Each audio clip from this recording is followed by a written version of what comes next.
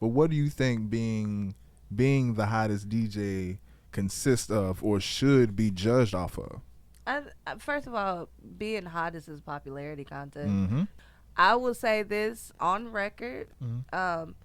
I don't give a damn if I'm gonna listen. Not I write my DJ earnings off on my taxes, and if somebody else can't do that, then they could be the hottest all they want to. I'm paid. Some people need cheerleaders. Me, I'm building a legacy. If my kids want to go DJ and they be like, my mother was a DJ that did touring, she did radio, she did this, I'm leaving a legacy for them. Mm-hmm. And I'm leaving them enough money so that they're going to be straight. Yeah. That's what I care about. And if that's, like, we not in the same bracket if that's not what someone else cares about. I mean,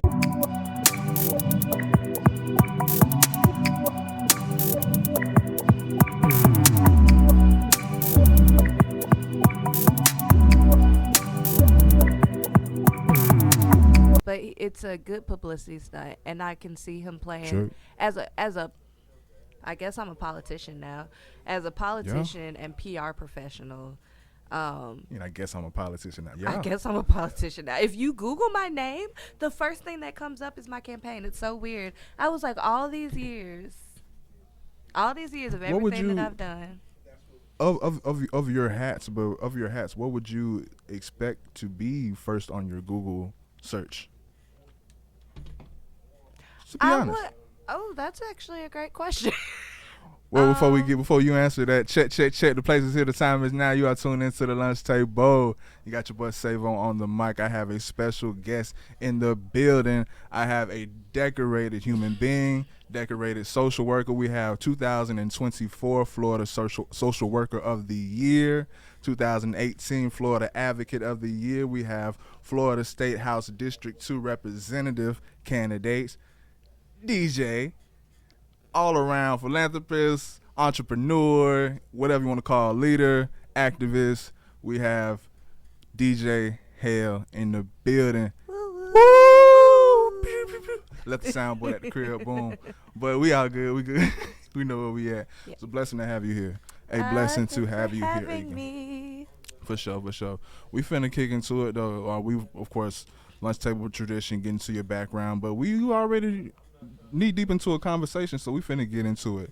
Like we just said, it's only been a few weeks, and as of today, it's January 30th as of today, so it's not even at the end of January. And Trump has done so much already. And like we just say, the population is split with people saying the same thing but saying it in two opposite tones and connotations. They're saying, oh, he's done so much, and then, oh, he's done so much. Can you give your sentiments on this particular situation? Go ahead before we really get started. I feel like the country was already in some shambles. Period. Like we're constantly recovering or doing something else. So, with all of these executive orders coming one by one, hit by hit, one, it's kind of a karmic, weird Trump is being karma type thing. But the second what do you mean thing, by that? What do you mean by that? So I feel like there was a whole lot of his following being the ones who are like, hey, I want this to happen, and Biden and them aren't doing it. So he's like, I'm going to do it now. Like, I'm back. This is karmic. It was 4 years. Y'all put me out my house. I'm back. I'm back, baby. And if it's chaos, it is what it is. Because the thing that I think is strategic with the executive orders is that, yes, it's sown chaos, but also it's been very vague. And executive orders don't actually do what I think the majority of people think executive orders do. It's not an end-all, be-all. It's not, the president said this, and so now that's what all of us have to do. There's still checks and balances in the nation. Please break that down, because a lot of people are fearful of at this time. Yeah. So he can say, okay, we're pausing grants he gives. So for the federal grants piece, he said he's pausing all of these grants to see if they're in alignment. But we didn't really tell people. People have to read the fine print to see if they're in alignment with him redoing the budgets. But he still has to have checks and balances. Congress and all of them still have to be able to say, okay, this is gonna be part of that. Yeah. So he's like acting in a way that this is all PR stunts more so than anything, rather than it's like this is the end all be all for I think things. his whole existence is a PR stunt. I can agree with that. And this is what gets me is with the people that support Trump, and even the people that are opposed to Trump that are affected by this news, or the people that are affected by the news in a negative way, they may know more context. But I feel like these headline news people, where they get all their news from simply the headline only, and they don't really know the context of what's really going on. It was like, oh, he did that? Yay, we needed that. Oh, we were missing that? Oh, he did that? Yay, we needed that. But they don't know the fine print of what's going on. And then as in selling that, for instance, with immigration, with ICE, a lot of people are going to be removed from their family. There's going to be a lot of people that's not going to be accepted to or from their foreign land. But that's aside from the point. But they're using these headlines as saying, oh, we're targeting these criminals, or we're cleaning up the streets, we're getting these criminals off the streets, and these people that's like, okay, yes, finally they're doing something with the criminals, but this is deeper than that. It's way deeper. Take it away. So it's way deeper. This is not being targeted, and it leaves way too many loopholes too. We good? Yeah. Okay, and it leaves way too many loopholes. So going back to like what the executive orders, they are vague purposefully. He's left a lot of open-endedness when he's said stuff on purpose, for it just to kind of be open format to seed whatever chaos. And even with that, I feel like he's one of those same people, because in a lot of these particular orders or just policies or laws that he's signing on, I feel like the people that are advising him are doing the same thing, keeping it kind of vague, but presenting it in a way where the headline or the meat of it is the appealing part, or the part that's going to get him to say, interesting, sure, you're smart, you built a rocket, Elon. You know what I'm saying? So yeah, you're smart. I'm going to take your word for it, and that's logically that sounds correct. So I'm going to sign it. But it's the fine print, or it's the 500 pages that's behind that headline that you don't read and you don't know about, Mr. Donald. But yeah, I just had to interject that. No, you're not wrong. I don't think he's qualified. There's this whole thing about a businessman needs to be the one running the country, blah blah blah. But he's bankrupted so many other companies. He's actually done so many things that, like, if we really took, don't get me started. Actually, because I'm trying to get you started though. That's it's conflicting part. I get conflicted. I'm Democrat, all day type stuff, but I work in the world where I have to work with everybody, right? As a social worker, I work with everybody. So I don't really do too much of the Republicans are this, because, some of them had my back for some stuff. That's what it is. But this specifically... And can that be a pro and a con within itself? Because when it comes to the campaigning, it's almost like you got to be gung-ho for one side. I didn't.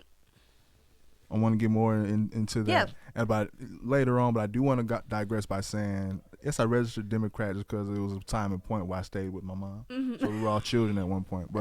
But me personally today, I'm more so, for one, definitely nonpartisan. But I would lean more to a third party or independent as far as me personally. I think you and most of the nation actually would be the same way. There is a growing number of independents and no party affiliated people in the nation. Especially we went from where we would see people that were no party affiliated or independents or just third party affiliated. It used to be with Democrats, if we matched it, it used to be where it may have been 3-1. Now we're neck and neck. So like independents, no party affiliated people that vote third party, they do actually have the power to sway votes if they show up to vote. I feel like that just caused a subdivision between the parties that's not Republican, because they ain't moving. And I feel like the people that are going or leaning more towards nonpartisan or the third party, those would have been Democrats, in my opinion. Not really though.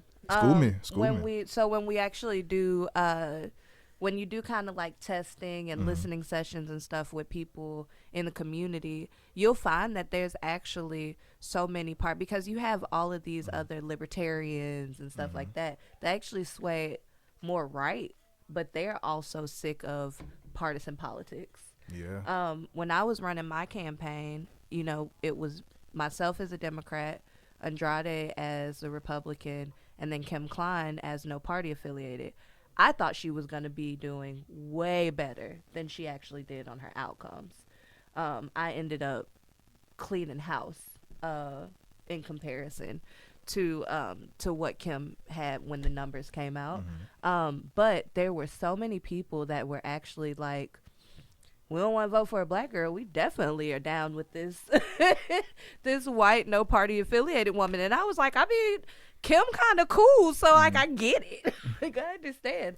And there were because she told the line so well of doing the no party affiliated dance, and she didn't pander necessarily to Republicans, but she did. Because Democrats that didn't care for a black woman running already had kind of made up their mind they vote for Kim, and I have text message evidence of that. I will say that. But third party, no party affiliated people are literally a wild card. You don't know if they are going to actually be left leaning, because there are so many that are like super militant right-wing folks that just aren't registered Republican. Now in Florida, not so much people do register with the party because we have those closed primaries, but outside of that, you don't know. It's Russian roulette in this bit. Yeah. Yeah. No, I can definitely understand that. But staying on this particular topic, as far as you, like you said, you're a politician now. It's crazy. Like I said, you went from decorated social worker. What made you want to enter your name into the race? More social workers need to run for office. We're in the trenches. More people who are in the trenches actually working with people and actually know what people need and want in the community, who have actually sat and had to listen to people. Those are people that need to be running for office. It shouldn't be folks that were handpicked by whatever party. I had favor. I won't ever deny that I've had favor with the Dem party. I've had Republicans going up to my dad saying how, you know, wish you come on over to this side type, like, but that's because if we go back when I ran my campaign, I did not pander to a left or right side. I let everybody know I work for people. I'm a people person. I just want everybody to be taken care of, and that's what you can get out of me. Talk about the importance of leading with love. Leading in love. Leading in love.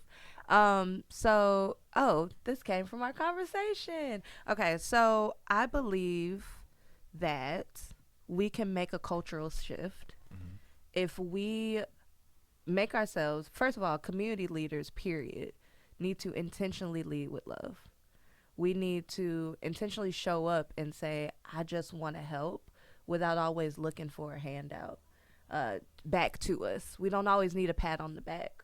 But even just in our everyday interactions, I really think that it is important and that we can shift the culture of the way that things go and how hateful it is.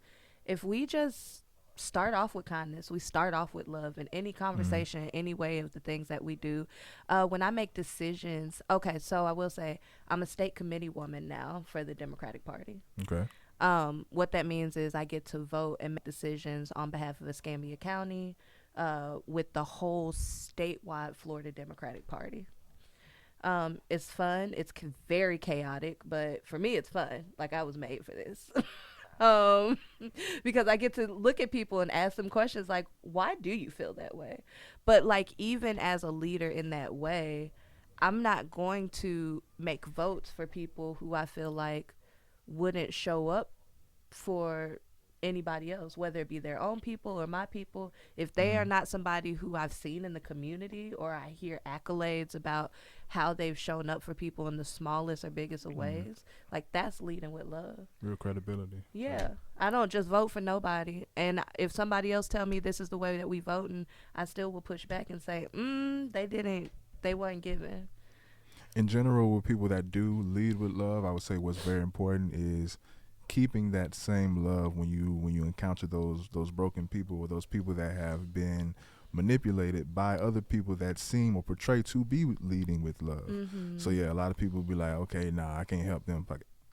You know what I'm saying? And they quit teaching. Yeah. They quit helping. They quit doing social work. What I do want to ask you though is, what gave you the courage to switch that field? Like you say, more people from your field should do this, should be in this other lane as well. But what gave you the courage to merge both? Oh man, I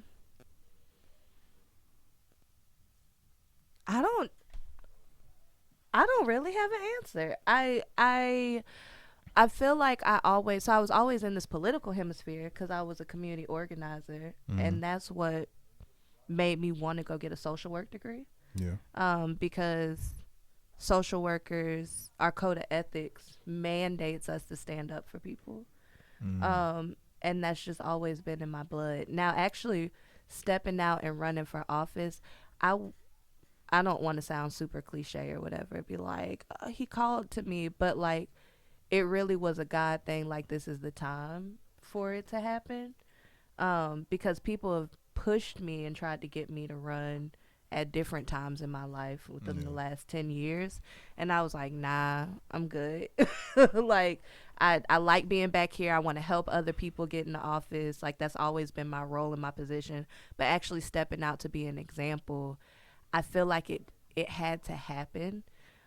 Because I was and truth is, I was looking for somebody else to run for the seat that I ran for. And I just couldn't. I couldn't wrap my head around it. If you want things done right, you gotta do it yourself, right?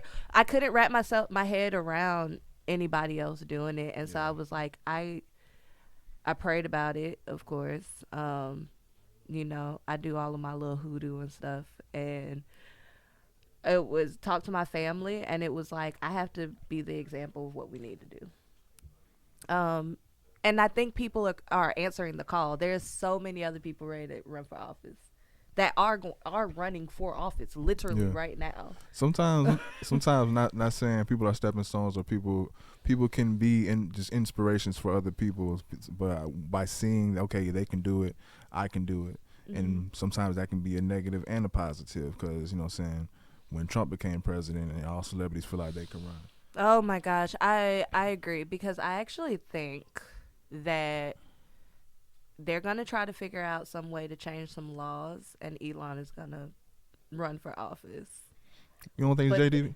I think you don't think they're going to put JD? So I have a few different theories. I have about 3 different theories.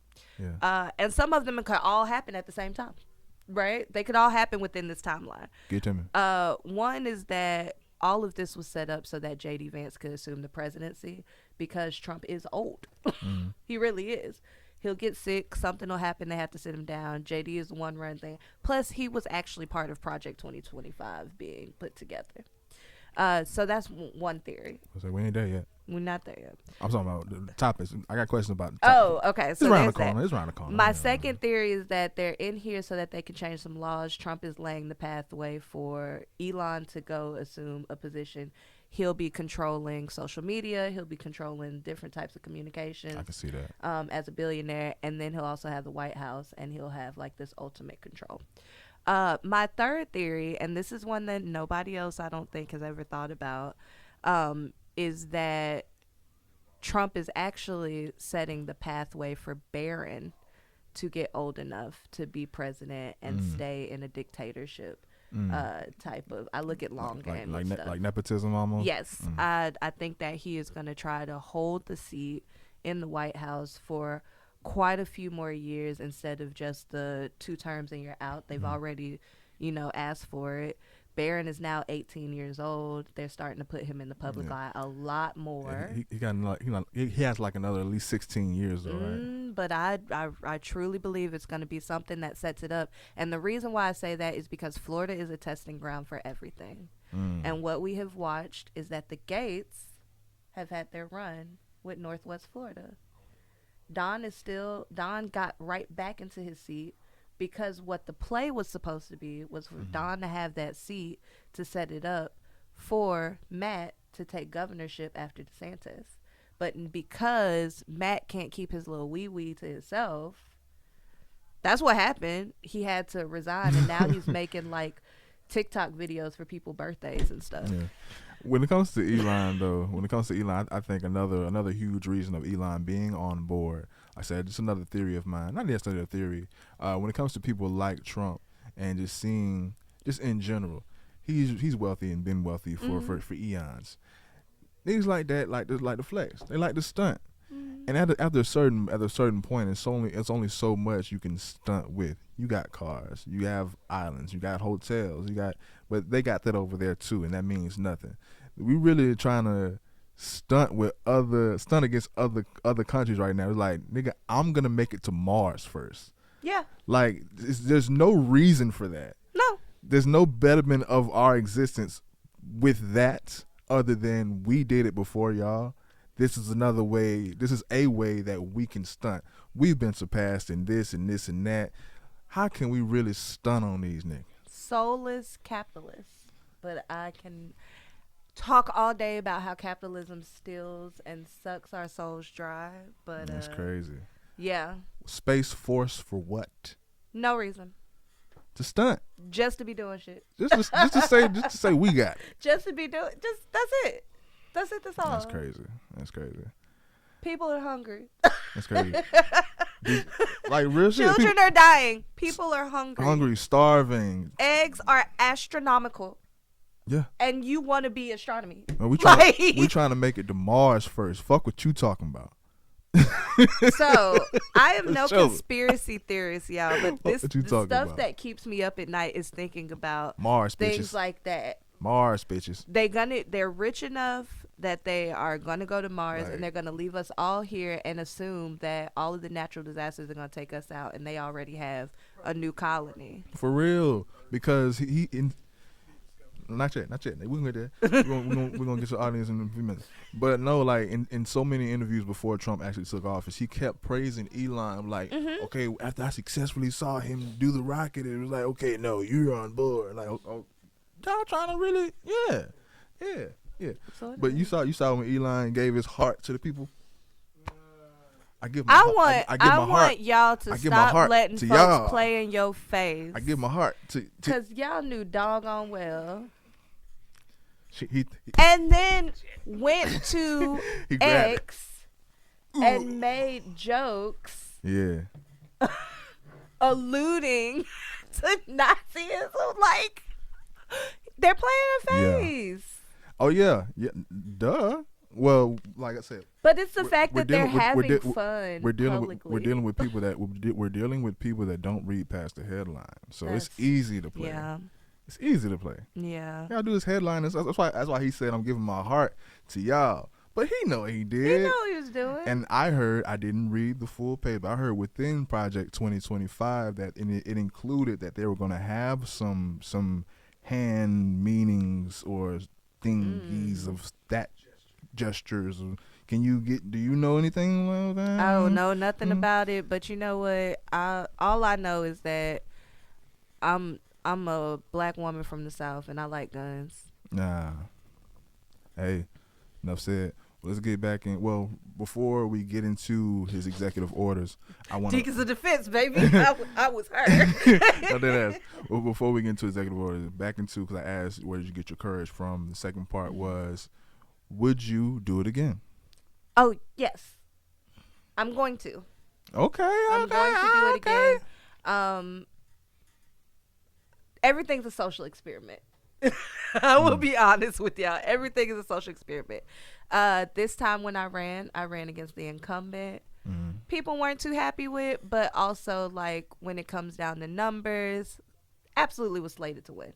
already had 15,000 in his pocket because of the amount of people in Santa Rosa County.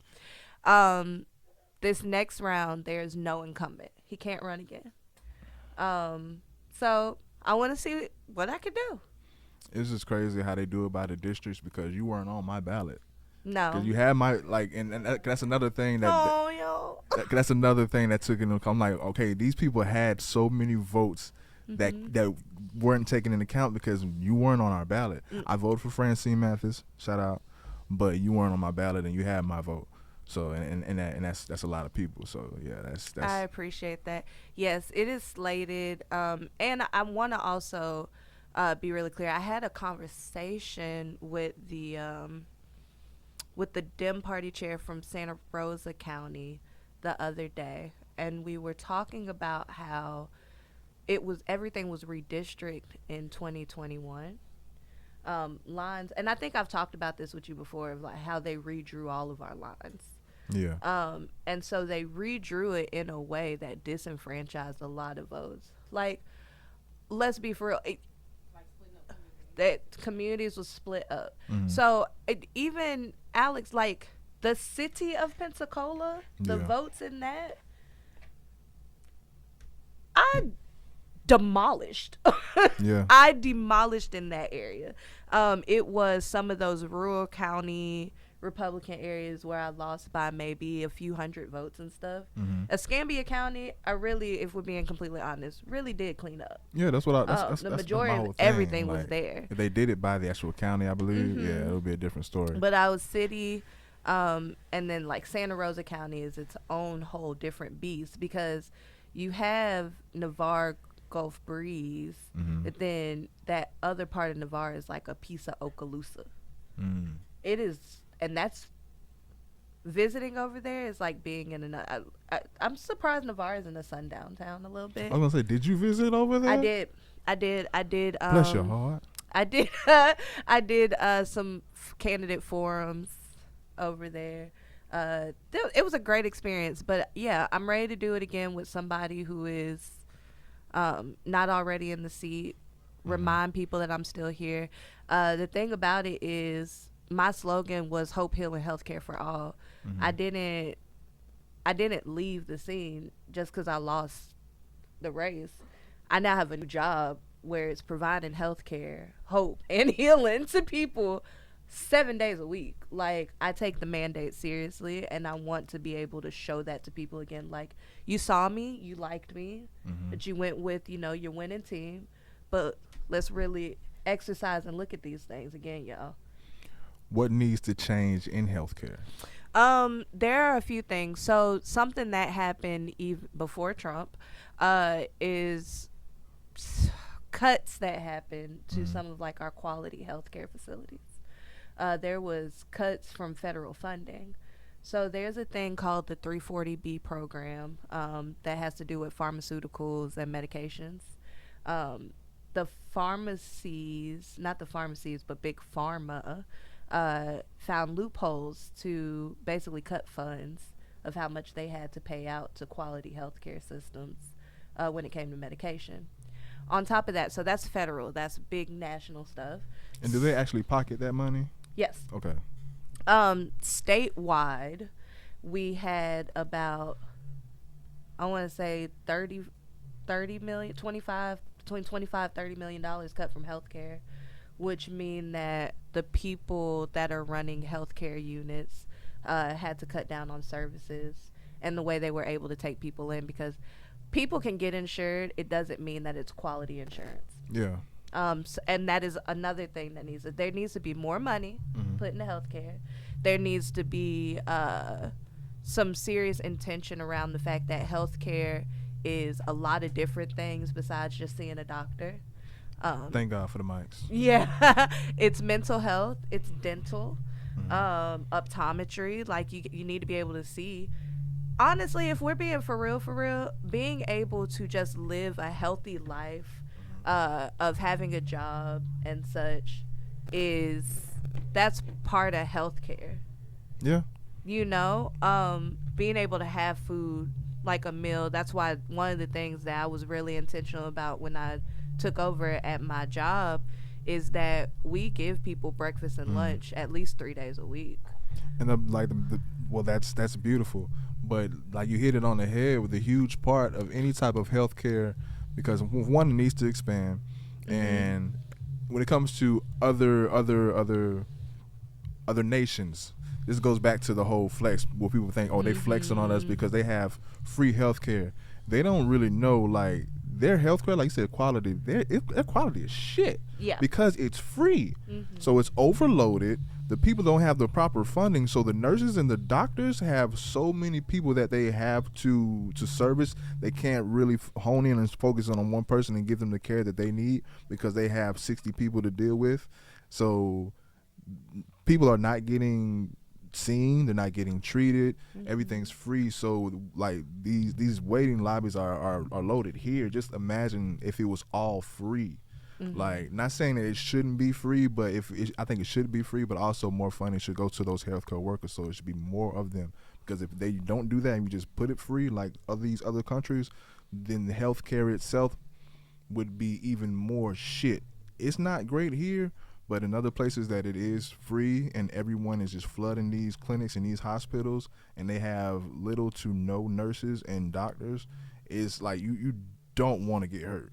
Please don't have to call an ambulance. You're going to have to wait about 3-4 hours for an ambulance. Now, there are some countries that get it right? I think like Denmark. I don't know them. For I think sure. like Denmark is one of the places where like literally they send a baby box home and a little carriage for babies. Like, you go in there, you get free, you get so much time off work, like way more time than we do to give mom 6 weeks here, which is criminal if we're being completely honest. There's a few countries that do get it right, but you are correct. They also have the proper funding so that they're staffed correctly. And here's the kicker. They do preventative stuff. Like, we have all of this with preventative measures, but we're not getting it out to people the way we should. We got all folks in all these ghettos and stuff. Funding gets cut. They're not getting food stamps, not enough food stamps and things like that. Kids need dental care. I cannot stress enough how much dental care can affect your whole body. That toothache that people have sometimes can end up affecting their brain. Like, folks don't know that. We have to get real about preventative care. That's why there's some countries that do get it right, because they're pairing it the right way. Those are probably also like not as colonized places too, so that's another story. We're going to talk about domestic issues. Let's speak about Trump revoking DEI. Trunks. We're going to speak about the revocation of DEI, and then there's some sub-questions within that. But can you expound on the executive order that caused the revocation of DEI and give your reaction to it? So DEI, diversity, equity, inclusion, it is not the hiring practice, right? Affirmative action is the hiring practice. I think people don't really know that was a difference between the two. So affirmative action goes with the hiring practice. DEI is in place for after you've been hired and you're in place.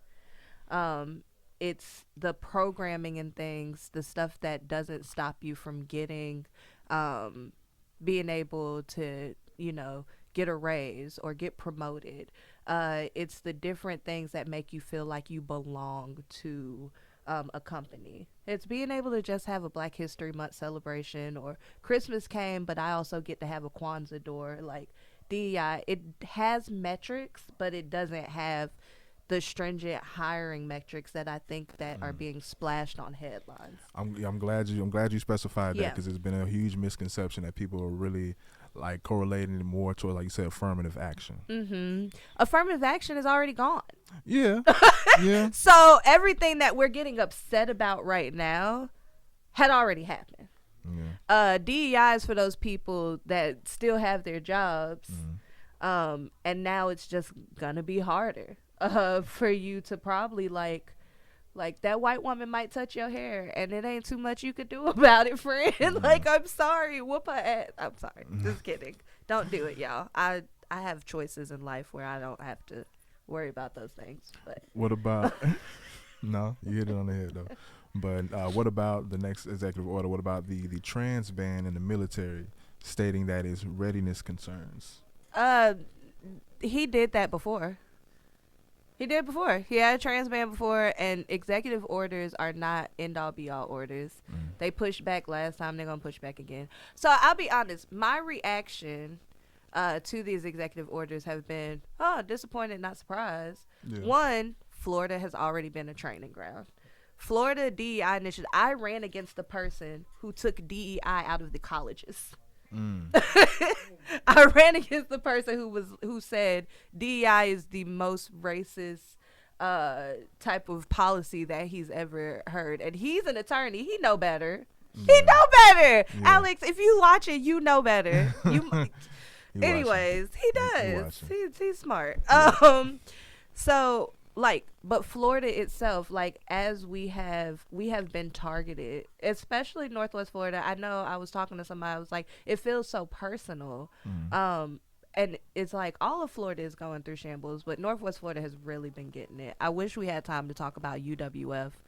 What about UWF? So UWF has been targeted right now where we have a woman president, Martha Saunders. Love her, has been super supportive. Shout out to Martha.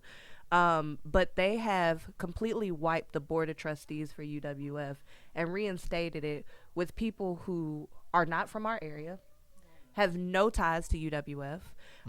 And the person who is now the president of the board has said on record before that he doesn't believe women should go to college. They just need to focus on. They gentrified the dub.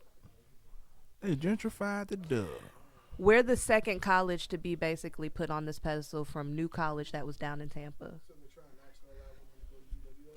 Not yet, but I'm pretty sure that they are trying to target and make sure we don't necessarily have good women leadership at UWF, because UWF is actually doing things. It is putting out quality professionals, if we're being completely honest. Quality professionals that push back. We could be completely honest. I don't think people remember that they tried to get Don Gates to be the president instead of Martha Saunders, and this is our karma. This is what I'm talking about. Oh, I'm preaching. Hold on. I just remembered something. Everybody else isn't remembering this. We literally protested for Don Gates not to get the seat that Martha Saunders is in. Don Gates just got elected to the Senate. The state Senate. DeSantis is targeting us. I don't have a short memory. I remember the things. I was there. This is all part of their own type of targeting and karmic reaction. They're making an example out of us the best that they can. But why though? Because y'all doing good? With no help from the regime. So that means it has to be an agenda for it to go otherwise. I'm telling you, if you don't do politics, politics will do you, baby. Ugh. Y'all got to pay attention. Wake up, please. Just now we're going. It'd be right there at your doorstep. We gonna talk about the food stamps. We dealing with headline news watchers. Yeah. But now, we're gonna get into all that. We can interject. I mean, you got the flow. I was just thinking about. Okay, so then there's food stamps. I know I was looking on social media. I don't post too much of my own thoughts on social media no more, because we're dealing with headline reading people. So I'm like, y'all not even gonna dig, like I do. This stuff keeps me up at night. So we're talking about like the pause that could possibly be on food stamps. You got to work 35 hours in order to get this funding, is what the executive order apparently was trying to list out. Terrible. Who is getting jobs for 35 hours? That is somebody that gets the maximum amount of food stamps. The majority of people, so what I'm seeing on Facebook is people saying, oh, he's just putting something in place so y'all can get off your behinds. Yeah. Get up and go work. Like that is not those are the headline people that was like, okay, I see good in that. Yes. Yeah. That is not good. Yeah. Because that's not the economy we're currently in. We just have to be honest about it. And the people that they're targeting the folks that's just taking advantage. If you actually look at studies and polls, that is a very small margin of people. Because first of all, for food stamps, you already have to food stamps, any type of TAM, all of that stuff. You already have to continuously submit that you're searching for a job. Oh yeah, you got to give them. So what are we talking about? These people are obviously they're showing you that they've been searching for a job. They don't have a choice to just be fucking off. They're not allowed to, because that's already what's in the orders. So what are we doing? Why y'all letting this man playing in people's face? He's seeding chaos on purpose, but like I said, it is publicity stunt. And that's his middle name. But this is one order that I didn't necessarily have a huge problem with. Military personnel who refused the vaccine are now being reinstated. I didn't have a problem with that. This is also karmic, because he was really very much, he was also the anti-vaccine crusader. Yeah. Think about it. But we say detergent or Lysol, some shit. Yes. Take a shot of Lysol. Yes, but he was definitely one of the people. So this may not be something that strikes everyone as like this is actually a good thing that he's doing, blah blah blah. But also, there is not a budget to reinstate those people, so he's really giving them false hope. There's not a budget that's been okayed by the government. You know how many times our government has shut down because they got deadlocked on budgets? He gonna replace them with the trans people. I can say that now. I can say that now. I'm sorry. Shout out to my queer sibbies. I love y'all. Nah, for real. We make dark jokes. Squid. Yeah, nah, for sure. It's all humor. It's all humor. Squid Games season 2. I trust one with a gun. I trust one with a gun. No, sure. Seriously, you better trust people who got to fight their whole life. For sure. No, seriously. It is the budget around, like, there's no budget to just reinstate people the way that he's saying. Oh, this is what we're gonna do. It's a stroke of the pen. It's all publicity. So there's no budget around. So it's giving people false hope. And it's actually him just continuously pulling people to his side, because, like I said, I'm no conspiracy theorist, but eventually they really are going to put up this bill to try to do the go-ahead of him staying in that office at least for another 4 years. Or just do away with elections after this in general. Yeah. So this is all pulling people. I mean, when we talk about TikTok, I think that is all part of that too. Oh yeah. We speak highly of that on here. Trust and believe. We're gonna touch on it a little later. We can touch on it now if you want. I have more questions though if you want to stand. Yeah, we good. But I wanted to transition over to another executive order that deals with immigration. ICE is running rampant, and they've gathered up thousands of people thus far that has been in the United States. They're selling it, and a lot of people are justifying it and behind it by stating that they're targeting criminals and people that have committed violent crimes, which in any case, whether it's domestic or foreign, if you commit a crime here, go to jail. You should lock them up.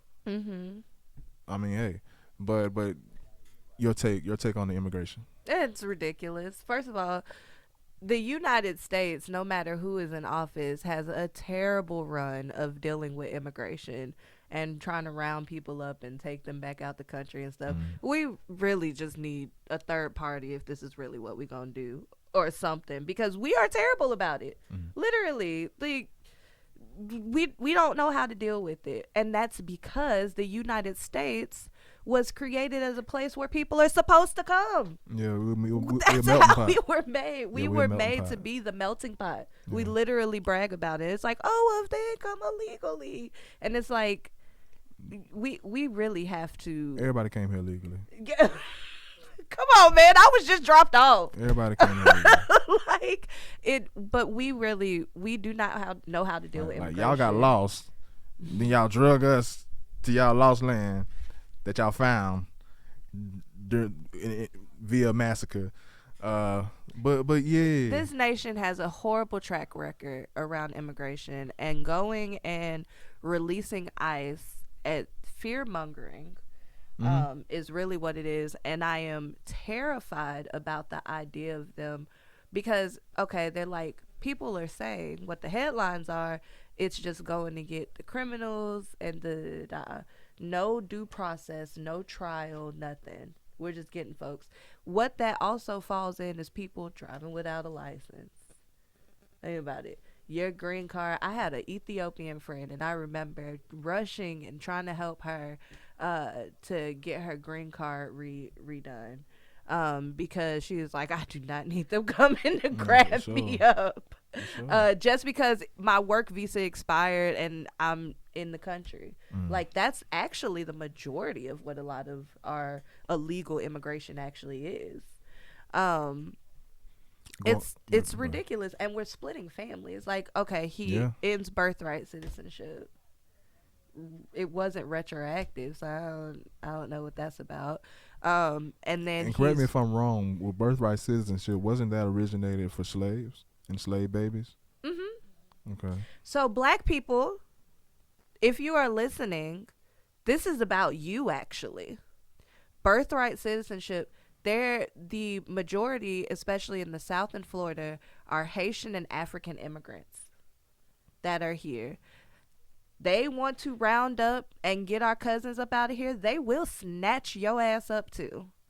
There is literally reports of them grabbing people that were born right here in the United States that are black folks, and they just got caught up and were held for months, years in ICE detention services. Like, they're going based off of just, you look like you fit the description. Sound familiar? Like, this is our issue too. This is all of our issue. Going into, I don't kind of segueing from that, but what do you think will happen to the people that get exiled from us but are not accepted not accepted into their foreign land? What do you think will happen to those people? They're gonna find a black hole to throw them in, and there's gonna be probably some sort of enslavement or something, like concentration camps. Exactly. That is what we're up against. That is what the big picture of where we're going. We got to push back. How you get organized. And when I say that, I mean not necessarily. There's a whole big push about like join organizations. The people who like push. Hey, back. let me keep it real. Let me keep it real with you, because of course I'm on the same side. You see me. I'm out here. I'm on the same side because I want us to get organized and mobilized, but we so fucking far behind.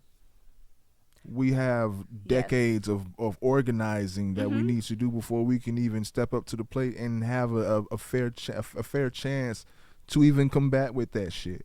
Like, and that time that we have to make up for with organizing is like, can we trust everybody to be on board and stay on board? That you are absolutely right. As someone who is a victim of COINTELPRO, a modern day version of it, I am 100% with you, because you don't know which senator, mayor, whoever is offering to pay fines and fees or clear somebody's record or something in order to get what they want for them to stay close to you in the movement work.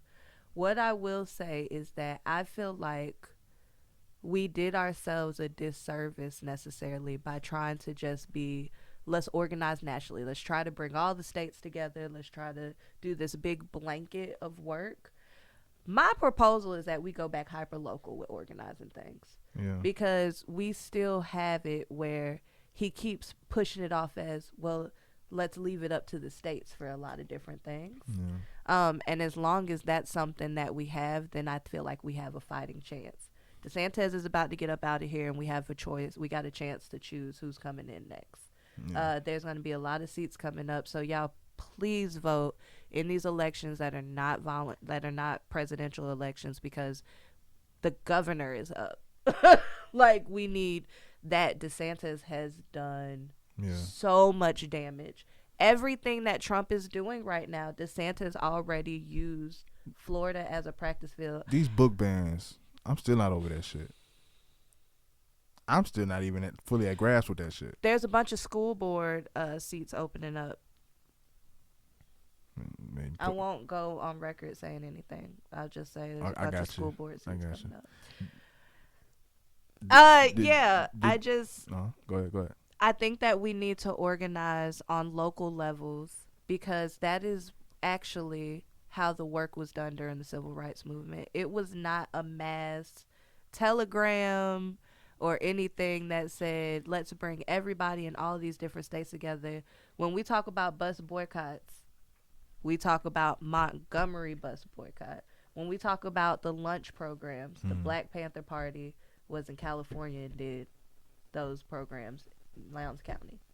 We talk about very specific hyper-local things. We don't talk about this happened for the whole state when we did it.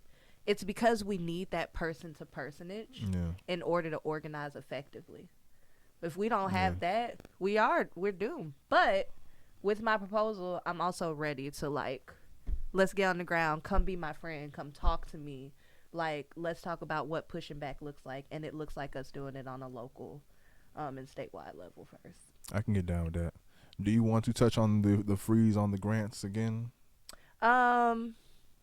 I would say that there's been a lot of people, because it is scary, and it hurts people that are in helping positions of work more than anybody else, to be completely honest.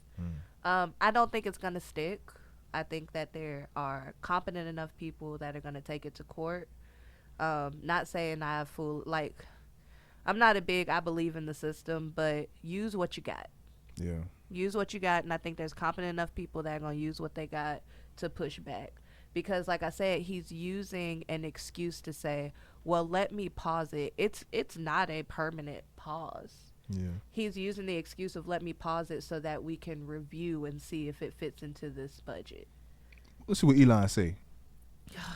Let's see what Elon and all the other Mr. Dogecoin business advisors. I cannot believe they named a piece of the government after Doge. Are these people playing? But you heard that the Trump coin went up like as soon as he became. I saw it. They just remixed it. It went up, and then as soon as the people put all their money in it, somebody pulled all of their big old pot out, and it crashed.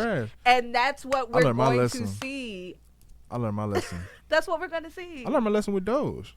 Yeah, they're playing. They playing in your face. They playing in your face. It's all. I think with cryptocurrency, it's about timing. That's another combo about timing. But being that you gave more context and clarification on DEI, are we boycotting Target?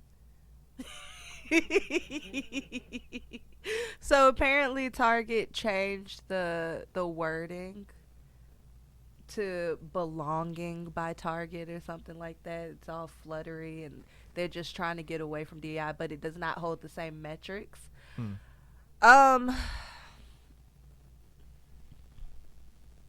I am not boycotting Target, and I'm not doing it the way that everybody proposes, that we go in and just buy things from black folks either, because that's not how you run a boycott. If we gonna boycott Target and be serious, y'all, then let's do it. I will literally, I'll boycott. I'll take a sabbatical from Target, and people know Target is my baby. Like, the security guard at Target on Bayou, he know me by name. He know my kids. Like, it don't make no sense. I'm so serious. I would do it in a heartbeat. But what's proposed is still going to line the pockets, and it's not going to matter. What the proposal on the table right now is, let's make sure we still buy up everything from black creators, so that Target doesn't use it as an excuse that you're not buying from black creators in their store, and then they stop carrying them. Them people are smart. They playing in your face. Corporations do it all the time. That doesn't matter. They know that you're paying for stuff. Why do we think they go so hard? Black History Month. The Black History Month aisle in Target is lit. The little piles all in. At the Juneteenth ones, Women's History Month. Oh, don't get me started on Pride. That's when that's what everybody knows that I am. I never go to Target, so I don't. Everybody, June. Too far from my house. And Pride in Target is when everybody. I can proudly say that I wave my flag because I go in there to shop, baby. I get plenty of rainbows up out of Target everywhere. I don't care. Okay. But for real.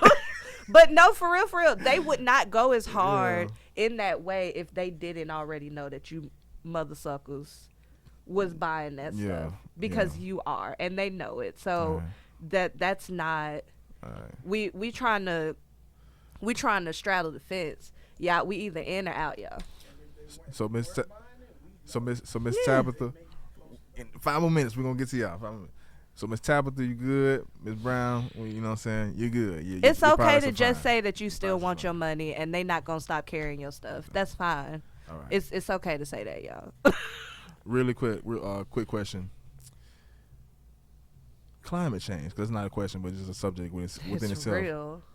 Let's speak on how real climate change is. We live in Pensacola, Florida, and we was just Minnesota for like 3 days. We had snow, and I don't mean like a little. No, sheet when I here flew and back there. in on Sunday, there was still snow on people's roofs. Like, We were had you here for it? 8 inches. Oh, I was here. Oh yeah. Like we had real deal snow in the Gulf. There was snow on the beach. Like White we live in the Gulf. sands. We live in the Gulf. Stacked with snow on top We don't of it. have snow, bro. Can you speak on your take and your theory behind climate change? Shout out to the environmental justice groups that I am a part of. Y'all are great and always keep me up to date on stuff. Climate change is obviously really real. We continue like piling out our natural resources. We are heating it up down there in the No central. pun. Yeah, no pun. But unfortunately, the thing that I'm really, really worried about, we had snow and it was fun and it was great and it was once in a lifetime, and we could talk about how, Jesus is a miracle worker and everything like that. But that means that it's going to be hot. very hot this summer. It is hot. And unfortunately, I am really, really worried about the amount of people that it will physically harm because of how hot it's going to get this summer. We really got to think about, like, so the same way we don't have infrastructure for snow here. Oh no. So those places that are super cold already, they don't have the infrastructure for 110 degree, 115 degree weather. We hardly do. And we built for it. We built the last when it comes to the heat, but You better come get in this water.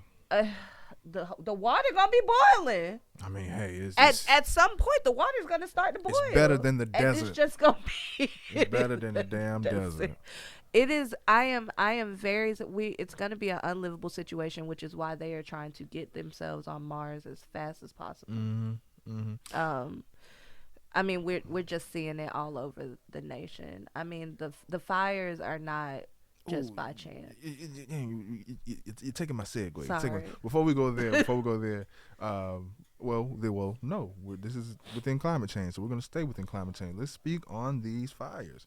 And why don't we have rights to natural resources like water? Capitalism. Speak on it. Capitalism mandates that everything that is human rights is not necessarily human rights. We should have a human right to clean water, clean air, and full health care. Fruit. Vegetables. You're right. All of these things. Or at least be human allowed rights. to grow it yourself. But the fact that we live in a nation where they want us to believe that there is not plentiful abundance of things, that there's only enough for a certain percentage of people, It scares. then we are the ones left out. And that's when the justification for population control or tactics of population control that people don't get because they're not reading past the headlines and don't know what is tactics of population control. But it's things like that and fear mongering like that and pushing headlines like that, saying that it's scarce in resources and by 2020 such and such we ain't gonna have shit, y'all. So we gotta do something. I think a lot about. Shut up. Just plant more. Truly, I'm thinking. Okay, so as I make and I'm saying, everything's a social experiment when it comes to our nation. And we're speaking on fires too. Don't get past that. Yeah. I definitely want to talk about the fires. So, like, sincerely, I'm thinking about how that has created scarcity. But this is something that happened 60, 75 years before us. There was a very intentional direct order to not invest into certain communities, and instead basically make them feel like they are the reason why they are getting anything bad that happens within their communities. It brought about violence. It brought about that feeling of scarcity, people not being able to excel. And that is the same thing that we're seeing with the climate change, and they're making intentional choices. You took my you taking my words and segues. I'm done. Do you think these fires that we've seen were intentional? I think some of them could have been. I think that it also got out of control for them. But like I said, I'm not a conspiracy theorist. I'm not going to say, because I know that there's some conspiracy about like getting rid of a city so that they could open a box city or something like that. I'm not saying that I think that it's that necessarily. But we're trying to flex on Japan now. Yeah, that's true. But I do think that there was a way where this could have been stopped, and somebody knew that this was going to happen, and they made a choice not to pull the trigger to make sure it didn't happen. The water. To prevent it. With the control on the water. We know. Water. Say it. It is. That's what it is. We know. But, yeah, we're going to take a quick break. I think we have questions from the audience. I think this is a good time to answer some questions. Take it away, you guys. I think I see, how about you?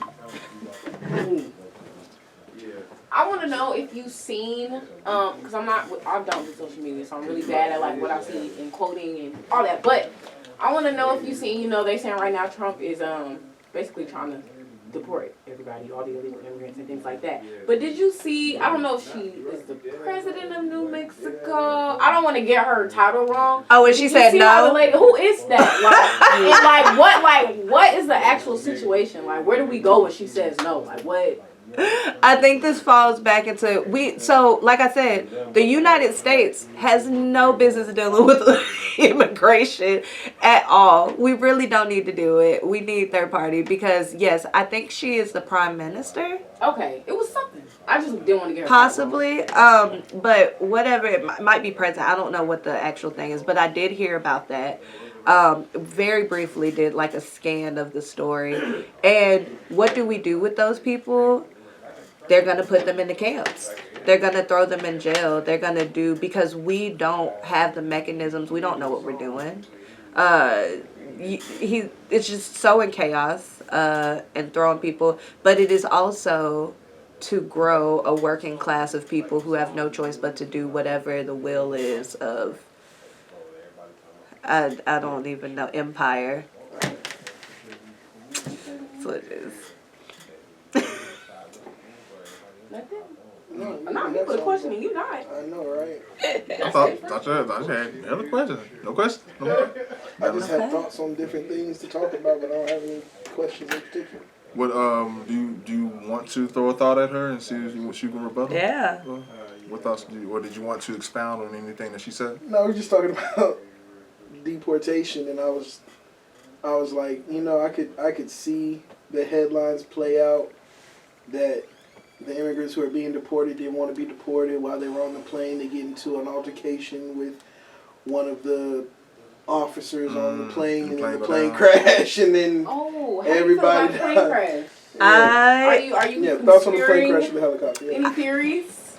I read a theory that because there was Russian people aboard, that it had something to do with possibly Russian folks. I don't think it's that. I think that a thing happened that we've actually watched happen over a long period of time, and it accelerated because of the way that he's accelerating everything. He cut a whole bunch of jobs within that sector, and then immediately after that, we saw this plane crash happen. And I think, and in the past, and I'll give y'all an example, is that he cut certain fundings for things like health department codes and things like that. So that when chicken and stuff like that started coming out, remember, we started seeing in the last, 4 years or so, we've seen so many recalls, people getting sick from stuff. It was Trump administration that had cut a whole bunch of those things. regulations that we needed to have in place that was keeping people safe. And we saw it stretch out over time where, oh man, because those regulations weren't there, these people cut corners and this is what happened. I think that was just an accelerated version of that. And are you speaking upon the, what did he just do? He just froze government funding? Mm-hmm. This is where you're... Mm-hmm. I mean, and remember, he just be going, him and Elon, they just go in and be like, we don't need that job. You don't need that. You don't need that. Like they're just doing this budgeting. Like, what do we really need? It's almost as if, and take this one or two ways. It's almost as if they know they're in debt. Hello. But yeah.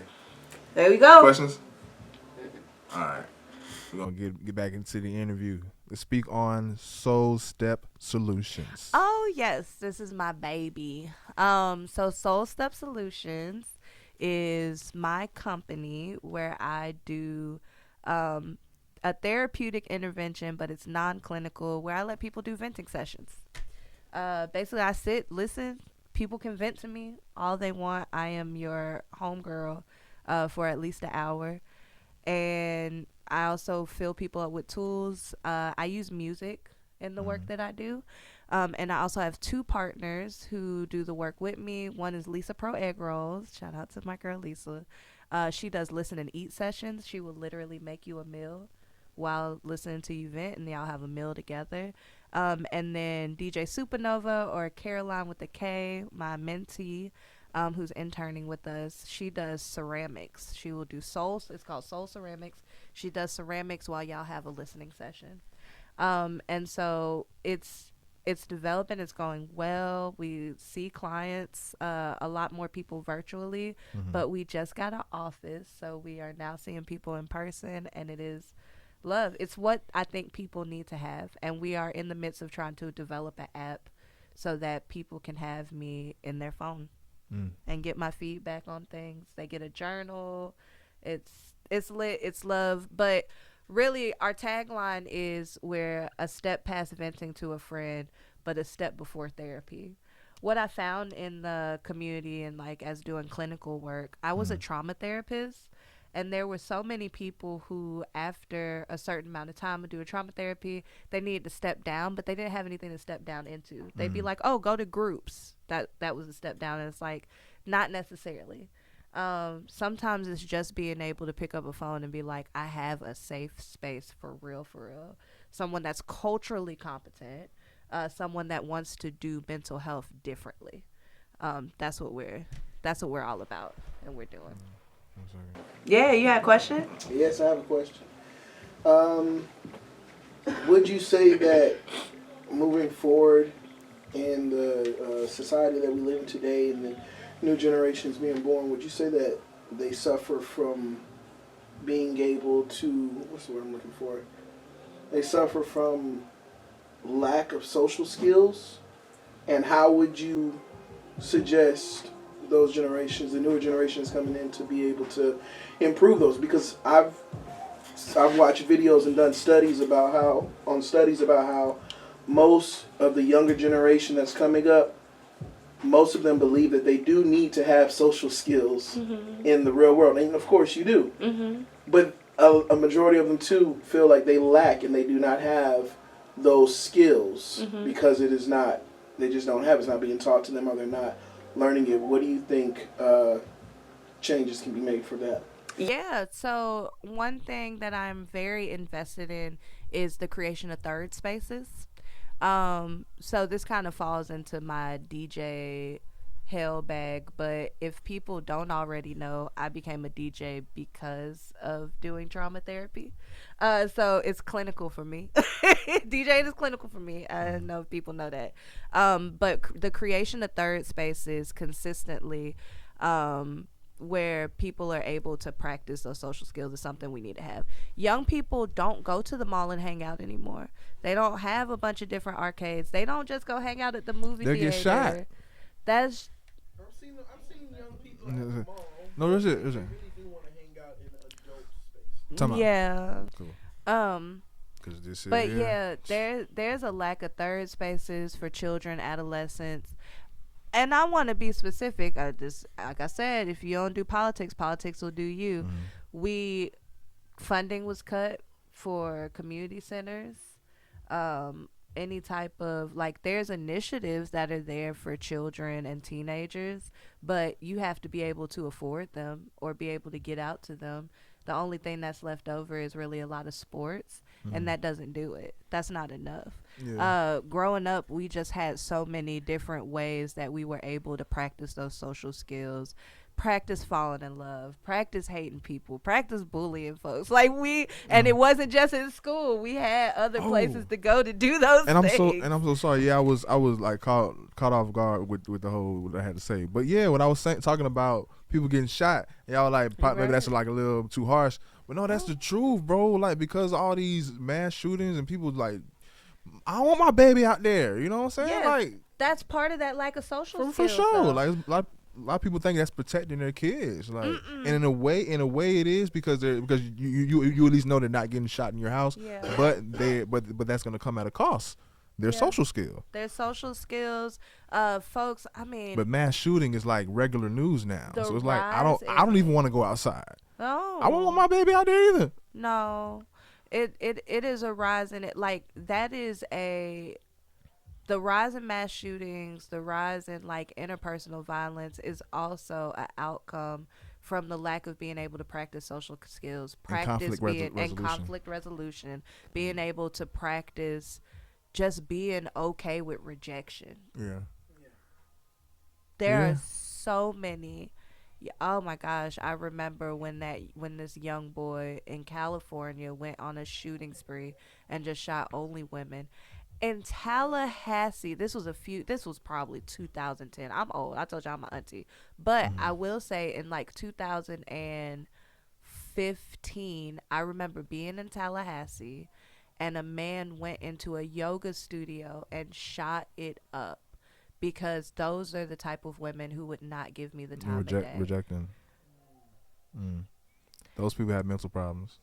But it's so many people with mental problems out here. But it is also part of, like, these are the things we are just not, like, we have to implement those things. This whole, back in the day we was tougher. It wasn't that we were tougher.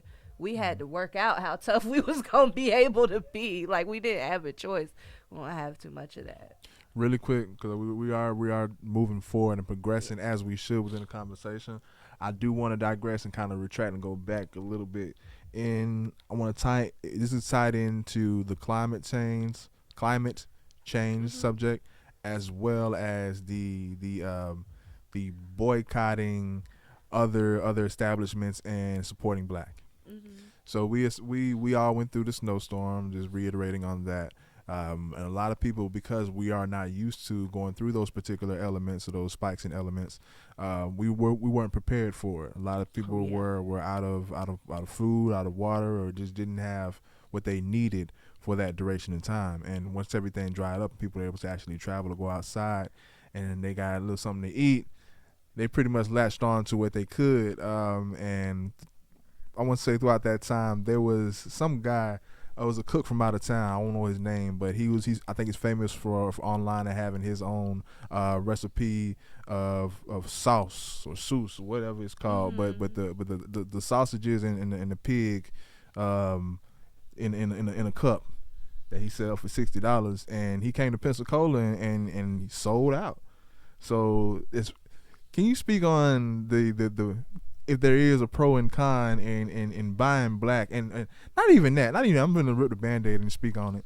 Why do Pensacola just support outside so much that we'll sell out shit before we support people, our neighbor that's actually developing quality product? But we'll support someone out that comes through and serves us shit.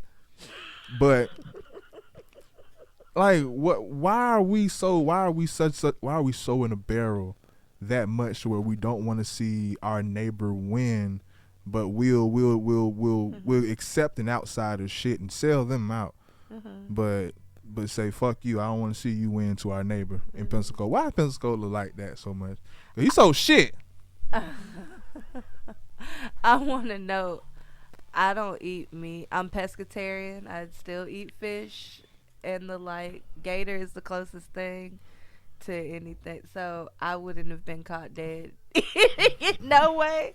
Even if I was home. But when it's this like went it's down. like we was in need that much that we settled for slave food. One, I do agree. I do think that it was predatory to come when just making it back outside.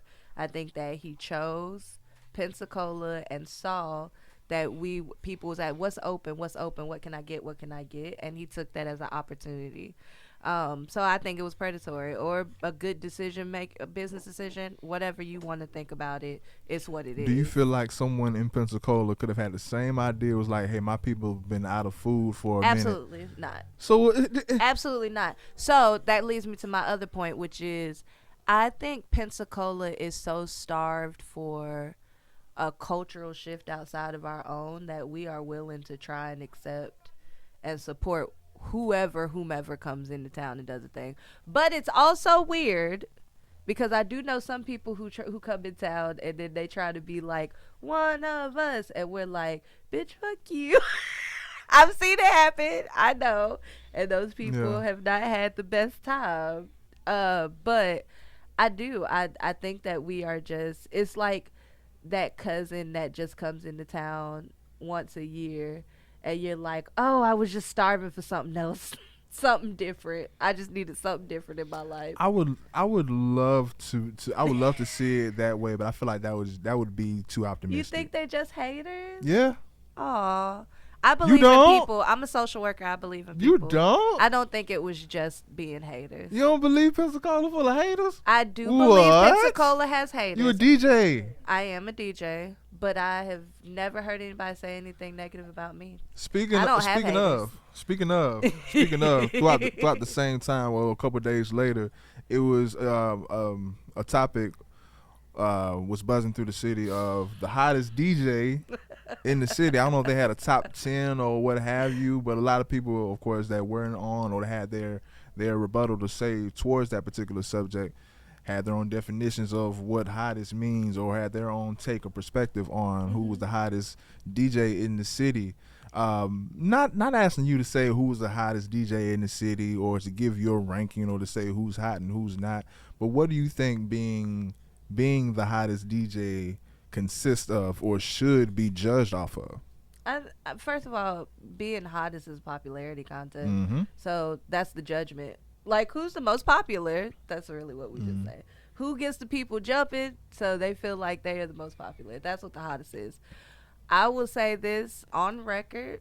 I don't give a damn if I'm going to listen. I write my DJ earnings off on my taxes. And if somebody else can't do that, then they could be the hottest all they want to. I'm paid. So I'm always booked. I may not be on flyers, but I bet you if you ask your white homeboy over there, if he saw me at his company trade, I was there and I made bank. So being the hottest is cool. Like, that's cool. It feels good. It's great to have people in your corner. It's great to have cheerleaders. I just left a women's conference where they was like, I need to have cheerleaders. I'm like, we should accept that more. Some people need cheerleaders. Me, I'm building a legacy. If my kids want to go DJ and they be like, my mother was a DJ that did touring, she did radio, she did this, I'm leaving a legacy for them. And I'm leaving them enough money so that they're going to be straight. Yeah. That's what I care about. And if that's, like, we not in the same bracket if that's not what someone else cares about. You said it. I didn't have to. I'm sorry. But yeah, write them taxes off. Yeah. A lot of people out here making money. For one, salute to all the people, for all the party rockers, for all the crowd controllers, all of y'all doing a service. I would say a lot of the people that are in the running or in this competition or what have you, I would say there's certain attributes that I would say some people possess more than others, and I'm not certain how it's fair or how it would necessarily correlate to this particular competition. For one, I feel like with DJing, I feel like that's more so how well you can mix music your vibe with the audience, how well you are with playing music. There's a lot of people that are more so their element or their strong suit is being the host. Oh yeah. A lot of people host is their strong suit. I'm not gonna say strong suit and DJing their weak suit because they good at DJing, but as far as their identity, they're more so identified or known more for their hosting skills, more so than their DJing skills. And then there are people that can DJ like a motherfucker but say nothing on the mic. For real.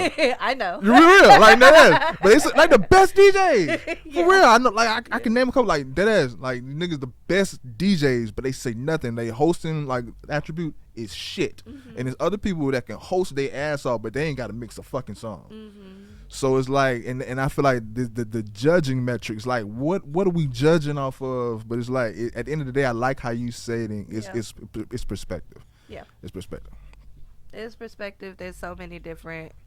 Yeah, there's too many different metrics. There's too many different types of DJs. I like how somebody, I cannot remember who said this, but somebody was like, DJ Hale is a humanitarian that just happens to be a DJ, and I'm like, you goddamn right. That's what it is. I have radio show. I'm doing some really fun and amazing things, and I'm constantly getting better, and I appreciate it. All the support that people give me. Like I said, I don't think I have haters. I just I chill. I think there are some people who, I mean, you've been around to watch me from when I started to now, but there are people who weren't there and they think, oh, this girl just popped out of nowhere and she hangs with DJ Neutron, so that must be who put her on. No. And it's like I had to earn my bones, and they don't know that. Yeah. And so I think that's the only thing that irritates me sometimes is like. Is that yeah? Like you was really you really like developed because there was at one point. I was terrible. Because I'm not gonna say you were terrible. I was terrible. learning though. That like because you wear so many hats, it's almost like T.I. doing comedy. Not saying that he couldn't do comedy, it wasn't funny. It was like, we got to get used to you doing this. That's true. And you have to really develop your key in doing this because we've seen you do that, and we respect you so much in doing that. And we in a certain way we love you. We want you to remain doing this. But if you say you do this, hey, you see what you can do. But in doing that, let's speak on, like you said, you're leaving a legacy. I want you to speak on the Queen's Mix, because you have a recurring show on the radio. So let's speak on that. Let's get that plugged in. Yeah, so I do the Queen's Mix, 107.3 The Beat, which is also an iHeartRadio station. So you can listen on FM or on the iHeartRadio app. It's 5 o'clock Central Time on Mondays. It's morphed. It used to be like people kept complaining about commercials, and this is why I say y'all can push back, y'all can make change. People kept complaining about commercials on the Queen's Mix, and she changed the format, and I now have a 20-minute drill where it's just me going off, playing music, mixing, doing my thing. It's fun. But That's some hot shit. That's some hot shit. I think that should be part of the metrics. But I do also offer a promo package. So if there are artists that are out there, I like to feature at least one local in my mix. So if you can get me some clean radio music, I'm even helping artists clean their music so that it's radio ready. I don't mind. I just want to help develop our local artists. So there's a Queen's Mix promo package where you're on some of my, I'm going to promo it more, but my playlist online, the Queen's Mix, the actual radio play, and then I try to re-upload those mixes so that you can always listen back to it on some of my platforms, SoundCloud, YouTube, stuff like that. Yeah. We know you're welcome here anytime. We're almost finished. There's like one or two more questions, but this is a real important question. With you wearing so many hats, one question: does it ever get overwhelming? Oh, all the time. Almost every day it gets overwhelming. How do you stay level mentally while wearing so many hats, knowing that it does get overwhelming? Yeah. I'm really intentional about getting my quiet time. A lot of people don't know I am actually very much an introvert. I have to get my alone time. I love people. I love people so much. I just want what's best for people. I love loving on folks, but I have to be able to be alone and get myself together. So I am super, super intentional. Even in the middle of my day, I just need to take a drive, Mm-hmm. I do that. At the end of my day, after I get everybody down for bed and stuff, I just curl up on the couch, read. That's one of the big things. I even, because I DJ and it's so much of, can you listen to my music? Is music this? Yeah. I will do silence. I do silent rides. I do I silence. do that too. But it gives me a chance to like My thoughts are so loud. Though. change my mindset and internally get myself together. I have different ways that I inoculate myself in the beginning of the day. I do like a praise and worship with myself in the mornings. I have a whole routine, and as long as I have my routine in place, I feel like I'm gonna be okay no matter how overwhelming it is. Yeah. And then just remembering my kids. I always remember my why. It's my boys. Yeah. So Well, third part question to that was, have you come close to quitting at any time? all the time. The most recent was me feeling out of sorts. So I have a thing where, like I said, social worker, so service is my thing. But every now and then I struggled because I don't really, I'm not speaking that into existence anymore.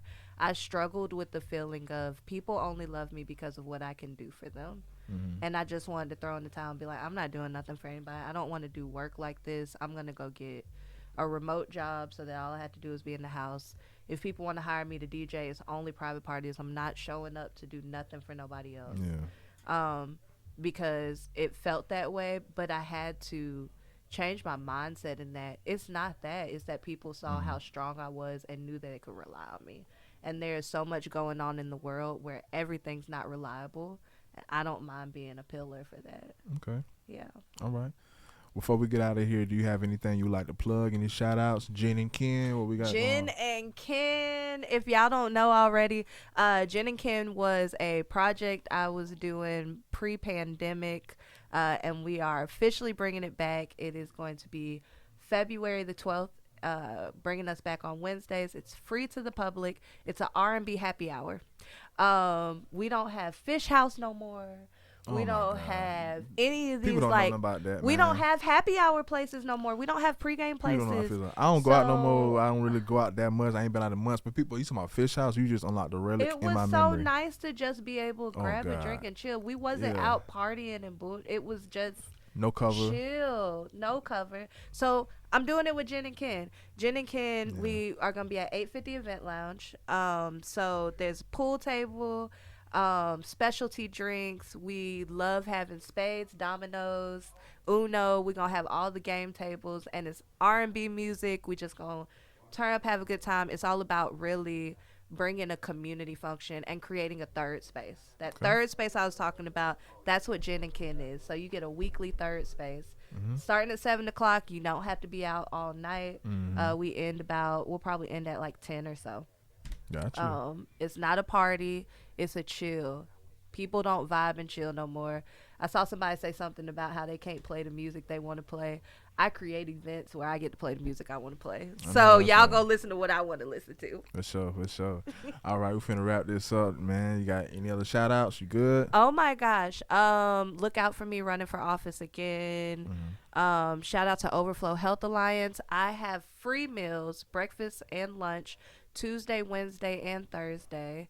9:15 a.m. for breakfast, 12:15 for lunch. Come volunteer with me. Come get you a meals, hot meals. It's really good. Overflow is doing amazing things. When is this coming out? Like tomorrow or the next day? So next Friday is African American I don't play. HIV Awareness Day. Friday, February the 7th.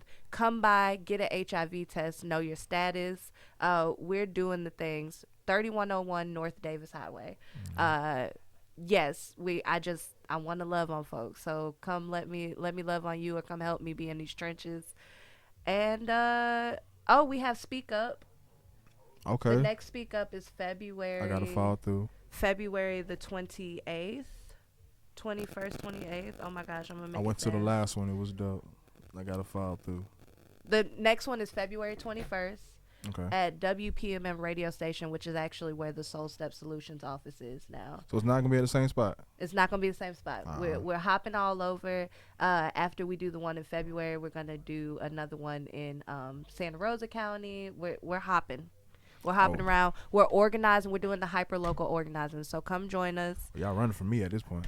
No, come back. Y'all running from me. Yeah, I think that's all I really got coming up. Like, oh, and I am gonna do an R&B showcase. Okay, yeah, tell them that. R&B showcase in March. I want serious R&B artists.